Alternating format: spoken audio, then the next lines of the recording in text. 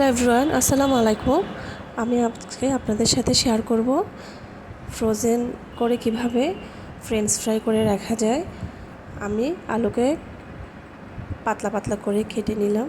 কেটে নেওয়ার পর ফুটন্ত গরম পানিতে আলুগুলো দিয়ে দিলাম। আলুগুলো বেশি সেদ্ধ করা যাবে না, হালকা সেদ্ধ করতে হবে। সেদ্ধ হয়ে আসলে আমি এখন ঢেলে নেব। ঢেলে ভালো করে পানি শুকিয়ে নেব।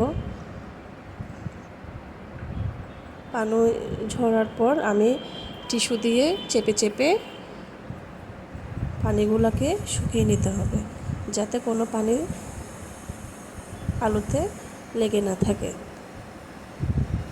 এখন সবগুলো আলু আমি ভালো করে টিস্যু দিয়ে চেপে চেপে পানি শুকিয়ে নিয়েছি। এখন আমি গরম তেলে হালকা ভেজে নিব।